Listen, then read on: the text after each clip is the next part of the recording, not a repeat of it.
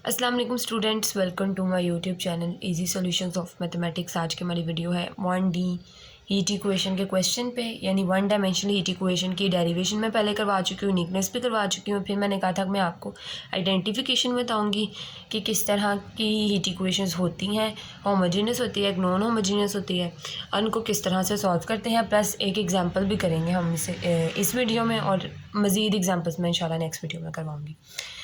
अच्छा जी, standard form of heat equation आप के सामने लिखी हुई है। जब हमने डेरिवेशन की थी तो ये ड्राइव की थी हमने वो वन डायमेंशन हीट इक्वेशन की जो इक्वेशन है वो। और अब ये हमारे पास जो क्वेश्चन आता है ना सॉल्व करने के लिए, कोई एग्जांपल आती है, वो दो तरह की आती है।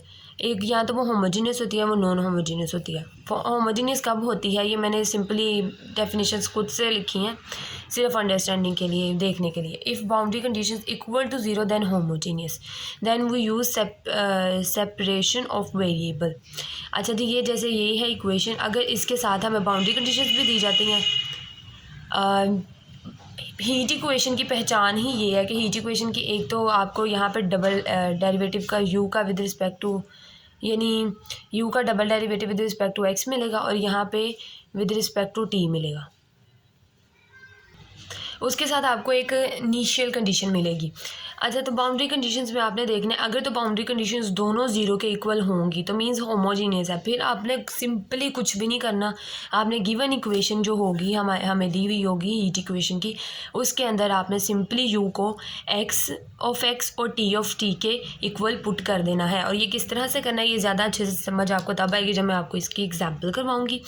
बस आपने अभी सिर्फ ये रखना है कि जब होमोजीनियस होगी, boundary conditions equal to zero होगी, तो सेपरेशन ऑफ वेरिएबल वाला मेथड लगना है, कुछ नहीं करना। और उसके बाद non homogeneous, if boundary conditions are not equal to zero then non homogeneous. अगर boundary conditions zero equal to zero ना हो, किसी और कांस्टेंट वैल्यू के इक्वल हो या कोई फंक्शन के इक्वल हो, तो वो नॉन होमोजीनियस इक्वेशन होगी। और उसके दो सोल्यूशन होते हैं बेसिकली, ये एक you of x of T, यानी कि हमने ये फिर दो चीज़ें फाइंड करनी होती हैं उसके सॉल्यूशन में। एक तो हमारी जो 1D हीट इक्वेशन हमें दी जाती है वो in the form of u होती है, तो हमने in the form of u ही उसका आंसर निकालना होता है। तो यू में यहाँ पे तो सेपरेशन ऑफ वेरिएबल, जब हम लोग यू को स्टार्टिंग में एक्स और टी के इक्वल पुट कर देते हैं, उसके बाद हम लोगों ने इसको सॉल्व करना है। फिर हमने एक्स का फंक्शन का सोल्यूशन निकाला है, टी का निकालना है, और फिर इन दोनों को यहाँ पे पुट कर देना है इसमें, तो हमारे पास यू की फॉर्म में आंसर आ जाएगा। लेकिन अगर हमारी boundary condition not equal to zero हो, नॉन होमोजीनियस इक्वेशन हो जाए, तो फिर हमने पहले इसका ये वाला सोल्यूशन निकाला है, देन ये वाला, इसको कहते हैं स्टेडी स्टेट सोल्यूशन। ये नॉन होमोजीनियस फॉर्म है, इसको कहते हैं ट्रांजिएंट सोल्यूशन। और ये होमोजीनियस पार्ट होता है, ये नॉन होमोजीनियस पार्ट होता है, ये होमोजीनियस पार्ट होता है। और ये आइडेंटिफिकेशन बहुत इंपॉर्टेंट है, ये आपने याद रखनी है, क्योंकि कुछ स्टूडेंट्स होते हैं उन्हें सिर्फ ये पता है कि जी हीट इक्वेशन के अंदर एक स्टेडी स्टेट निकलता है, दूसरा ट्रांजिएंट निकलता है, तो फिर क्वेश्चन जिस तरह का मर्जी आए वो पकड़ के दोनों निकाल देते हैं। तो अगर आपका होमोजीनियस में आएगा तो आपने सेपरेशन ऑफ वेरिएबल करना है, और अगर आपका सिर्फ ये नॉन होमोजीनियस होगा तो आपने उसके दो सोल्यूशन निकालने हैं। पहले आपने स्टेडी स्टेट सोल्यूशन निकालना है, देन आपने ट्रांजिएंट सोल्यूशन निकालना है, फिर हमारे पास हीट इक्वेशन का आंसर आएगा। उसके अलावा अगर क्वेश्चन के अंदर मेंशन कर दिया जाए कि आपने सिर्फ स्टेडी स्टेट सोल्यूशन निकालना है, क्योंकि शॉर्ट फॉर्म में कोई क्वेश्चन आ जाता है तो अक्सर आ जाता है कि सिर्फ स्टेडी स्टेट सोल्यूशन निकालें, तो आपने सिर्फ स्टेडी स्टेट सोल्यूशन निकालना है। ट्रांजिएंट का वैसे आता तो नहीं, लेकिन अगर कह दे ट्रांजिएंट का तो फिर आपने ट्रांजिएंट निकालना। अदरवाइज़ आपने अगर नहीं बताया हुआ तो आपने खुद पहचानना है होमोजीनियस या नॉन होमोजीनियस है, देन आप लोगों ने फिर डिसाइड वो मतलब कि देखना है कि कौन सा इसके अंदर सोल्यूशन लग रहा है, उसको फर्दर सॉल्व करना है। तो हम करते हैं इसकी एक एग्जांपल जिससे आपको अच्छे से समझ आ जाएगी। उसके अलावा हम लोग इसका स्टेडी स्टेट सोल्यूशन भी डिटेल में डिस्कस करेंगे, ट्रांजिएंट किस तरह निकालते हैं, सेपरेशन ऑफ वेरिएबल किस तरह से लगाते हैं, सब आपस में बहुत सिमिलर है। और अगर आप जो एग्जांपल्स मैं आपको करवाऊंगी इस वीडियो में करवाऊंगी, और इससे आगे मैं अब कोशिश करूंगी आपको इतनी एग्जांपल्स करवा दूं, क्योंकि अब ये लेवल जो है बड़ा लेवल, मास्टर्स लेवल भी जो होता है, इसके अंदर कोई स्पेसिफिक बुक तो होती नहीं है, और आपके टॉपिक्स होते हैं, उनके कॉन्सेप्ट्स होते हैं, जहाँ से भी आपको मिल जाए। तो मैं कोशिश करूँगी आपको इतनी एग्जांपल्स करवा दूँ कि आप मेरी वीडियोस से ही सारी एग्जांपल्स को प्रैक्टिस अगर कर लें तो कहीं से भी हीट इक्वेशन आ जाए, उसको सॉल्व करना पड़ जाए, किसी भी तरह की आ जाए और आप कर सकें। चलें जी, एग्जांपल नंबर 1 मैंने लिखी है, find the solution of the problem defined by following की इक्वेशन। ये हमें एक हीट इक्वेशन दी गई है, देखें उसकी फॉर्म, यू का with respect to X double derivative है और टी के साथ है। यहाँ पे जो 1/k है ना, तो वो तो कांस्टेंट होता है, वो हो ना हो कोई फ़र्क नहीं पड़ता, लेकिन बेसिक जो उसकी आइडेंटिटी है, बेसिक जो हमें पता चलता है, दो चीज़ें हमें नज़र आती हैं 80 क्वेश्चन के अंदर, वो पढ़ी हुई हैं। उसके अलावा ये दो बाउंड्री कंडीशंस दी हुई हैं, साथ एक इनिशियल कंडीशन दी हुई है। इनिशियल कंडीशन वो होती है जिसमें t 0 होता है। उसके बाद जो बाउंड्री कंडीशंस देखें 0 से 1 तक, x की वैल्यू 0 से 1 तक है, ये देखें इन्होंने यहाँ पे भी बताई हुई है, लिमिट 0 से 1 तक है x की।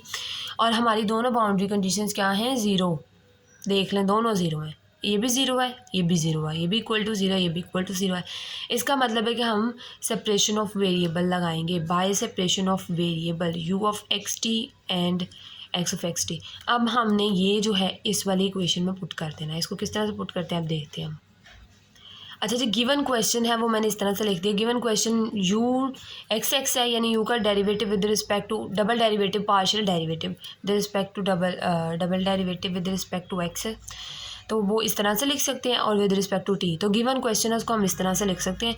यहाँ पे हमने u की जगह पे सिंपल एक्स टी को लगा दिया है यहाँ पे। ये मैंने आप लोगों को बताने के लिए सिर्फ कि इसको पहले इस तरह लिखा और फिर लगा दिया। यहाँ पे असल स्टेप वही था कि हमने उसको लेट कर लेना है, फिर हमने डायरेक्ट यहाँ पे एक्स टी को पुट कर देना है। उसके बाद हम लोगों ने क्या करना है, ये देखिए इसके अंदर यहाँ पे तो derivative with respect to X है, तो एक्स अंदर रहेगा, टी एज ए कांस्टेंट बाहर आ जाएगा। यहाँ पे देखें इसका derivative with respect to T है, तो टी ऑफ टी जो है वो स्मॉल टी का फंक्शन है, तो टी यहाँ पे रहेगा और एक्स यहाँ से बाहर आ जाएगा। यहाँ से एक्स बाहर आ गया, यहाँ से टी बाहर आ गया, क्योंकि यहाँ पे एक्स जो ग्रेटर एक्स है वो स्मॉल एक्स का फंक्शन है, तो वो तो बाहर नहीं आ सकता, तो टी आएगा। उसके बाद सिंपली हम लोगों ने क्या करना है, आप लोग ये वाले स्टेप्स अच्छे से समझ लेंगे, क्योंकि हर हीट इक्वेशन में तकरीबन यही चीज़ है, यही कुछ है, स्टार्टिंग में तो यही चीज़ है। अगर आप अच्छे से प्रैक्टिस कर लेंगे तो ये बिल्कुल मुश्किल नहीं है और इम्पॉर्टेंट बहुत ज़्यादा हीट इक्वेशन। अच्छा जी, यहाँ पे फिर हम लोगों ने एक्स वाली वैल्यूज़ को एक तरफ कर लिया, इधर मल्टीप्लाई हो रहा है, दूसरी तरफ जाकर डिवाइड किया, इधर मल्टीप्लाई हो रहा है टी और दूसरी तरफ जाके यहाँ पे डिवाइड हो जाएगा। उसके बाद ये एक्स का double derivative x double dash हम लोग इसे लिख सकते हैं, ये लिख लिया डिवाइडेड बाय एक्स। ये T double dash T dash हम इसको लिख सकते हैं सिंगल डेरिवेटिव और partial derivative divided by T, और हमने कह लिया ये किसी माइनस लैम्डा स्क्वायर के इक्वल है, ये दोनों किसी माइनस लैम्डा स्क्वायर के इक्वल है। ये चीज़ भी हर स्टेप में होगी।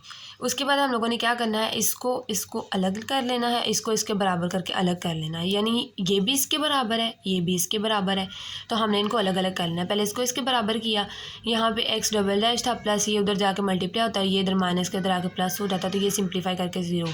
इसी तरह जब हम लोग इसको इसके इक्वल करेंगे तो टी डैश ये टी इधर जाके मल्टीप्लाई और इधर आके ये plus lambda square T is equal to 0 बन जाएगा। अब ये देखिए हमारे पास ये बन गया D square plus lambda square, यानी कि इसका डबल डेरिवेटिव था तो हमने इसको डी प्लस लैम्डा स्क्वायर कर लिया। तो जिस तरह हम लोग वो रियल कॉम्प्लेक्स रूट्स वगैरह निकालते होते थे, और यहाँ से हमारे पास क्योंकि टी का सिंगल डेरिवेटिव था, तो अब हम लोगों ने यहाँ पे क्या किया, देखिए सिंपल जिस तरह वो था उसको दोबारा उसी तरह लिख लिया। ये तो मैंने वैसे लिख के बता दिया था, ज़रूरी नहीं इसको वैसे लिख लें आप लोग तो ज़्यादा बेहतर है। ये इतना सॉल्व हो गया। उसके बाद हमने इंटीग्रेटिंग बोथ साइड, इंटीग्रेशन करेंगे इसके बोथ साइड। नीचे वाली वैल्यू का ऊपर डेरिवेटिव पड़ा हो तो नेचुरल लॉग ऑफ नीचे वाला is equal to minus lambda square t. अच्छा जी, इंटीग्रेशन हमने की है with respect to small t, क्योंकि t greater t small t का फंक्शन है, तो स्मॉल टी के रिस्पेक्ट से इसका डेरिवेटिव होगा। तो natural log of T is equal to minus lambda square और साथ टी आ गया। इंटीग्रेशन प्लस कांस्टेंट भी आएगा साथ। इसको सिंप्लीफाई किस तरह से किया है मैं अलग से करके बताती हूँ आपको। चलें जी, ये है इसकी दोनों तरफ इंटीग्रेशन हम लोगों ने ली, तो नेचुरल लॉग ऑफ टी आ गया हमारे पास इज़ इक्वल टू ये सिर्फ माइनस लैम्डा स्क्वायर, तो ये माइनस लैम्डा स्क्वायर टी हो जाएगा ये इंटीग्रेशन के बाद, प्लस कांस्टेंट कोई भी सी आ जाएगा। उसके बाद जब हम लोगों ने इस नेचुरल लॉग को ख़त्म करना है तो हम दोनों तरफ एक्सपोनेंट ले लेंगे। Natural log of t is equal to e, जब इस पूरे का लेंगे तो ई की पावर में चला जाता है किसी भी वैल्यू के साथ। अगर हम एक्सपोनेंट को मल्टीप्लाई करवाएं, यानी ये एंटी नेचुरल लॉग होता है ई को, तो वो उसकी पावर में चला देता है। ये लैम्डा स्क्वायर टी प्लस सी हो जाएगा।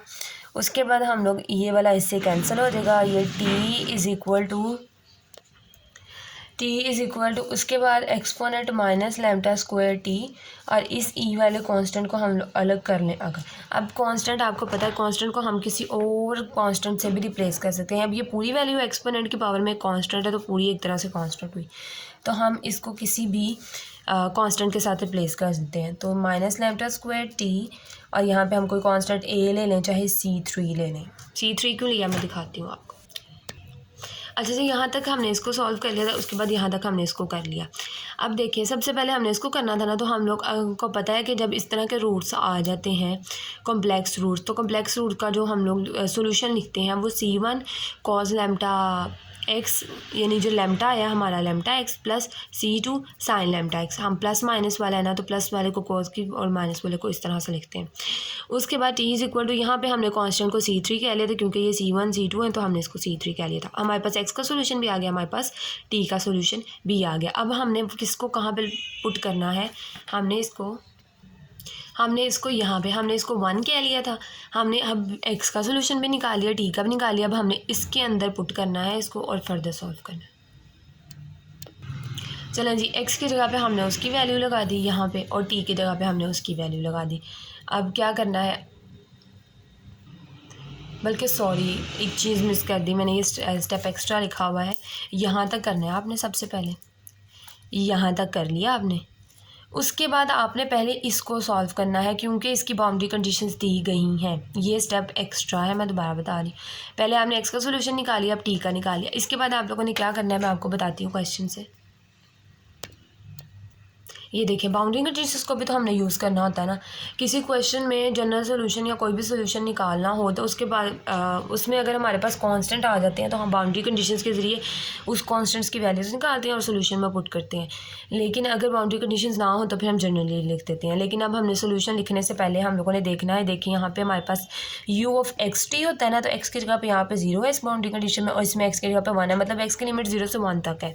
लेकिन टी की वैल्यू कुछ भी नहीं है, चेंज नहीं हो रही। सो हमारे पास जो बाउंड्री कंडीशंस हैं वो एक्स की दी हुई हैं। तो X of 0 is equal to 0 है, और एक्स ऑफ 1 भी इज़ इक्वल टू 0 है। अगर हम एक्स के फंक्शन के हिसाब से देखें, एक्स टी होता है ना, एक्स ऑफ 0 भी 0 है और एक्स ऑफ 1 भी हमारे पास 0 है, तो हम पहले इसके ऊपर बाउंड्री कंडीशंस अप्लाई करेंगे।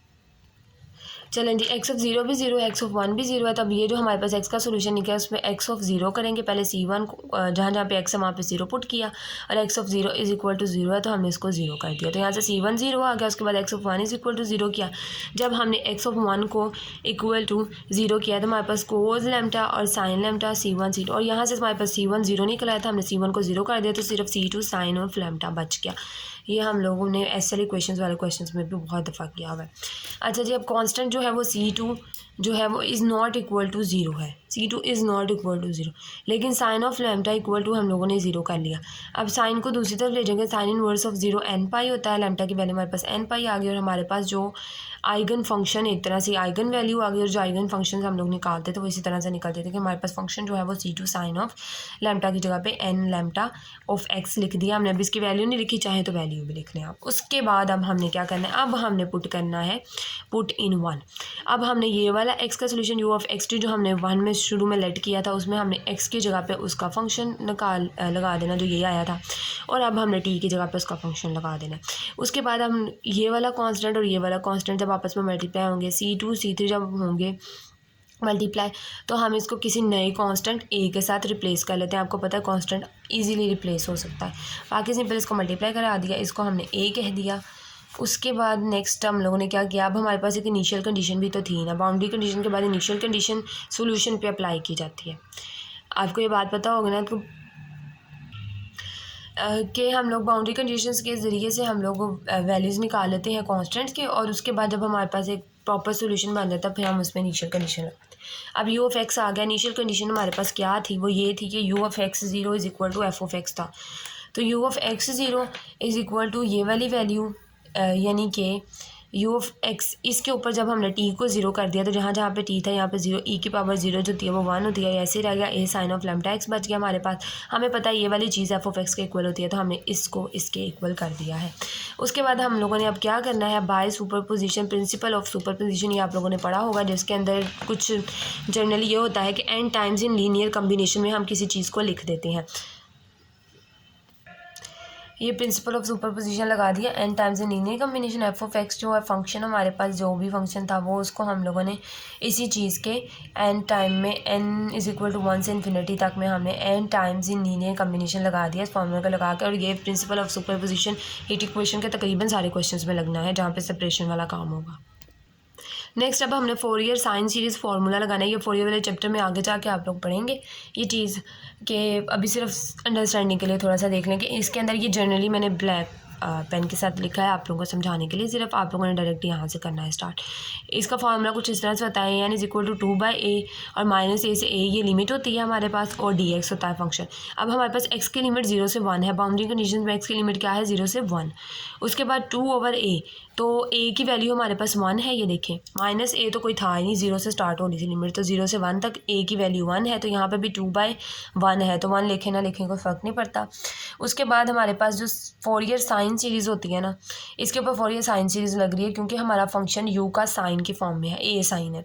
अब हमारे पास f ऑफ x और वो साइन dx आ जाता है। उसके बाद फंक्शन की वैल्यू स्टार्ट में क्वेश्चन में हमें ये दी हुई है x माइनस एक्स स्क्वायर, ये दी हुई है, हमने ये पुट कर देनी है वहाँ पे। चलें जी, अब इसको हमने पुट किया। उसके बाद हमारा x के साथ एक अलग इंटेग्रल बन गया हमारा और x स्क्वायर के साथ हमारा एक अलग से इंटेग्रल बन गया। उसके बाद इसको हमने I1 कह लिया, इसको हमने I2 कह लिया। उसके बाद हमारा पहले हम I1 को सॉल्व करेंगे। I1 क्या था हमारे पास, ये वाला सिंपल, अच्छा 2 को कॉमन लेके सिर्फ इंटेग्रल्स को I1 I2 का। I1 को हम लोग सॉल्व करेंगे किस तरह से, बाय वो इंटीग्रेशन बाय पार्ट्स करके। अच्छा जी, फर्स्ट वैसे ही इसको फर्स्ट कह लिया है, इसको सेकंड कह लिया है। फर्स्ट वैसे ही इंटीग्रेशन ऑफ सेकंड, इसकी इंटीग्रेशन सेकंड की हमने तो कोस लैम्डा एक्स और जो कांस्टेंट होता है उसका उसके नीचे उसके साथ डिवाइड कर देते हैं हम, और लिमिट जो है वो 0 से 1 है, minus integration of second, first का डेरिवेटिव लिया तो वो 1 होगा dx। उसके बाद हम लोगों ने सिंपल क्या किया, उसके बाद हम लोगों ने दोबारा से इसकी इंटीग्रेशन कर दी, माइनस माइनस प्लस हो गया, दोबारा से इसकी इंटीग्रेशन की तो साइन लैम्डा एक्स ओवर, और दोबारा से जब हम लोगों ने इसकी इंटीग्रेशन करेंगे ना, ये 1 ओवर लैम्डा पहले बाहर आ जाएगा, दोबारा इसकी जब इंटीग्रेशन होगी तो sign lambda x over lambda आएगा, और ये दोनों लैम्डा आपस में मल्टीप्लाई होकर लैम्डा स्क्वायर हो जाएंगे। उसके बाद 0 से 1 है इसकी भी, अब हमने इनके ऊपर इसकी लिमिट्स अप्लाई कर देनी है। 0 से 1, 0 पे तो ये 0 हो जाएगा क्योंकि x 0 पे ये 0 हो जाएगा क्योंकि x के जगह हम 0 पुट करेंगे तो सारा 0 हो जाएगा। 1 पे हमारे पास ये आ जाएगा, और ऊपर वाला इसके अंदर भी हम लोग पुट करेंगे तो साइन 0 पे 0 होता है, और 1 पे हमारे पास ये आया। चलें जी, upper limit minus lower limit क्या था, ये मैंने एक्स गलती से लगा दिया था, ये एक्स क्यों नहीं आना क्योंकि जब हम लोग अपर लिमिट लगाएंगे तो जाहिर है जहाँ जहाँ पे एक्स है वहाँ पे 1 हो जाएगा। लोअर लिमिट पे 0, ये भी अपर लिमिट पे और लोअर लिमिट करके हमने सॉल्व कर लिया। उसके बाद हम लोगों ने लैम्डा की जगह पे उसकी वैल्यू पुट की जो कि n पाई थी, ये भी हमने n पाई कर लिया, और इस तरह से हमारे पास आई का, अब ये देखिए हमारे पास जो कोस n पाई होता है उसको हम लोग जनरली लिख सकते हैं, जब हमने लैम्डा की जगह पे उसकी वैल्यू पुट कर दी ना n पाई, अब कोस n पाई जो होता है वो -1 की पावर n होता है, -1 की पावर n लिख सकते हैं हम इसको, इसकी सीरीज़ होती है ये। लेकिन जो साइन n पाई होता है ना वो 0 होती है हमेशा, तो ये ख़त्म हो जाएगा, हमारे पास सिर्फ ये रहेगा, इसकी जगह पे हम लोग साइन की जगह पे -1 की पावर n लिख देंगे, ये लिख दिया हमने। उसके बाद सेकंड इंटीग्रल है, इसको सॉल्व करना है इंटीग्रेशन बाय पार्ट्स की। हमने अगेन इसको फर्स्ट लिया, इसको सेकंड लिया, फर्स्ट वैसे integration of second minus integration of second derivative वो फर्स्ट dx। उसके बाद हम लोगों ने अपर लिमिट माइनस लोअर लिमिट करके, लोअर लिमिट पे ये ख़त्म हो जाएगा अगेन क्योंकि साथ x मल्टीप्लाई हो रहा है, माइनस माइनस प्लस, दोबारा से जब हमने सारी चीज़ें बाहर निकाली, अब क्योंकि x स्क्वायर था तो एक और x बच रहा है, अगेन हम लोग इसके ऊपर इंटीग्रेशन बाय पार्ट्स लगाएंगे, इसको फर्स्ट इसको सेकेंड करके। फर्स्ट वैसे integration of second minus integration of second derivative वो फर्स्ट जो है, और वो ये ख़त्म होके सॉल्व करके इसके ऊपर, अब यहाँ पे x की जगह पे जब अपर लिमिट अप्लाई करेंगे ना तो हमारे पास साइन n पाई हो जाएगा, x की जगह पे 1 आ जाएगा, और साइन n पाई पे भी 0 होता है और साइन 0 पे भी 0 होता है, और ये इसका भी कोई नहीं पाऊँ तो ये 0 होकर ख़त्म। उसके बाद दोबारा से ये n पाई था, ये n पाई बाहर आ जाएगा, और दोबारा से जब इसकी इंटीग्रेशन करेंगे तो ये आ जाएगा। सिंपली सॉल्व करते करते यहाँ तक आ गए हम लोग, ये n पाई बाहर आके इससे मल्टीप्लाई हो गया, n क्यूब और पाई क्यूब आ गया। उसके बाद इसके ऊपर भी जब लिमिट्स अप्लाई की हमने, अपर माइनस लोअर की, ये माइनस इस तरह से इसका बन गया, ये करके देखेंगे आपको तो पता चलेगा, माइनस माइनस प्लस था, ये हो गया ख़त्म। उसके बाद जब अपर लिमिट अप्लाई की कोस एन पाई आ गया, माइनस लोअर लिमिट अप्लाई की तो कोस 0 पे 1 होता है। उसके बाद हम लोग एन पाई को -1 की पावर n लिख सकते हैं। इसी तरह हम इधर भी एन पाई को -1 की पावर n लिख दिया। उसके बाद हम लोगों ने क्या करना है, सिंपली जो हम लोगों ने लेट किया था, ये इसको हमने 2 कह दिया था। अब हमारे पास I1 भी आ गया, I2 भी आ गया। सिंपली हमने वैल्यूज़ उठा के इसके अंदर पुट कर देना है। 2 इंटू I1 की वैल्यू और ये सारी I2 की वैल्यू आ गई। अब सिंपली अब जब हमने ये इसके अंदर पुट कर दिया है, I1 माइनस I2 था तो माइनस माइनस प्लस हो गया और वो माइनस इसके साथ मल्टीप्लाई हो गया, तो ये मैंने डायरेक्ट कर दिया। ये दोनों आपस में कैंसिल हो गए। उसके बाद हमारे पास 2 2 ज़ा 4, ये माइनस भी आ गया साथ, n क्यूब पाई क्यूब आ गया और ये वाली चीज़ वैसे ही आ गई और ये हमारे पास a की वैल्यू आ गई। जो माइनस बाहर था वो हमने अंदर मल्टीप्लाई कर दिया तो 1 माइनस -1 की पावर n हो गया। अब हमने a को पुट कर देना है अंदर क्वेश्चन में।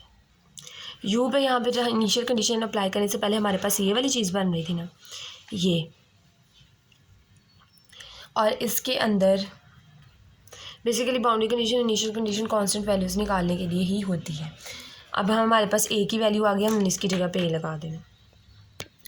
अच्छा, यहाँ पे एक और चीज़ वो ये कि बाय प्रिंसिपल ऑफ सुपरपोजिशन से ना मैंने यहाँ पे इनिशियल कंडीशन लगा दी थी बाद में, लेकिन अगर ये वाला आपने पहले ही लगा लेना है, यहाँ पे ये वाली चीज़ आपने यहाँ पे लिख लेनी है। ये इतना सोल्यूशन निकालने के बाद आपने लिखना है बाय प्रिंसिपल ऑफ सुपरपोजिशन का प्रिंसिपल यहीं पे लगा लेना है और उसके बाद आपने यहीं पे ही n is equal to 1 infinity कर लेना। उसके बाद जब आप इनिशियल कंडीशन लगाएंगे तो यहाँ पे भी n इज़ इक्वल टू 1 से इन्फिनिटी और n इज़ इक्वल टू 1 से इन्फिनिटी, और उसके बाद ये वाली चीज़ जो है और पहले से ही f(x) के इक्वल आ जाएगी। सिर्फ थोड़ी सी चेंजिंग है, बिल्कुल थोड़ी सी माइनर सी चेंजिंग है। अब ये भी कर सकते हैं आपके यहाँ पे, अगर आपने बाय प्रिंसिपल ऑफ सुपरपोजिशन लिख दिया है, यहाँ पे लगा दिया, उसके बाद आप दोबारा से सोल्यूशन लिख लें, लेकिन बेहतर ये है कि आप ये लाइन यहाँ पे लगा के पहले ही इस पे लगा लें। फिर आप एक ही वैल्यू लगा के जब इसमें लिखेंगे तो आंसर लिखने में आसानी होगी। ये वाली चीज़ आप यहाँ पे लिख लें, इसके ऊपर शिफ्ट कर लें, यहाँ पे इसके ऊपर लिख लें सुपरपोजिशन और इसके साथ लगा लें। फिर यहाँ पे इनिशियल कंडीशन, जब इसके ऊपर इनिशियल कंडीशन अप्लाई होगी तो तब ज़ाहिर है इसके साथ साथ आता रहेगा, और फिर बाद में यहाँ पे f(x) के साथ भी ज़ाहिर ही आएगा ही, क्योंकि जब f(x) इसके इक्वल हो जाएगा तो भी आएगा। तो अब हमने अपनी a की वैल्यू को यहाँ पर पुट करना है, इस जगह पर, सॉरी इधर u(x)t जो जर्नल हमारी इक्वेशन है ना a, ये तो इनिशियल कंडीशन पुट करने के बाद है, ये जर्नल इक्वेशन में यहाँ पे हमने a पुट करना है, हमारा आंसर आएगा। यहाँ पे अब हमने पुट कर दिया है अपनी a की पूरी वैल्यू, और साथ हमारी ये एक्सपोनेंट और साइन की वैल्यू रह गई थी जो वो वैसे की वैसे ही आ गया। उसके बाद हमारा जहाँ जहाँ पे लैम्डा था वहाँ पे n² पाई स्क्वायर, और यहाँ पे भी लैम्डा था, यहाँ पे भी n पाई आ गया, और उसके बाद यहाँ पे तक हमारा क्वेश्चन हो गया कंप्लीट। अगर आप इतना भी कर लेंगे तो बहुत है, लेकिन बुक में थोड़ी सी ये फॉर्मेलिटीज़ उन्होंने बताई हुई हैं कि अगर यहाँ पे n दिया हुआ है, क्योंकि n है, हमने n की फॉर्म में इसे कन्वर्ट किया है -1n। अगर कॉज होता तो इतना नहीं होता, लेकिन अगर हमने लैम्डा की वैल्यू n की फॉर्म में निकाली है, n है, तो ये थोड़ा सा बता दिया हुआ है। बुक पे भी ये चीज़ की हुई है कि if n is even then a is equal to 0। अगर n हमारे पास इवन नंबर होगा साइन 0 पे, तो ये सारा हमारे पास a जो है, यानी a का पूरा ये वाला 0 हो जाएगा।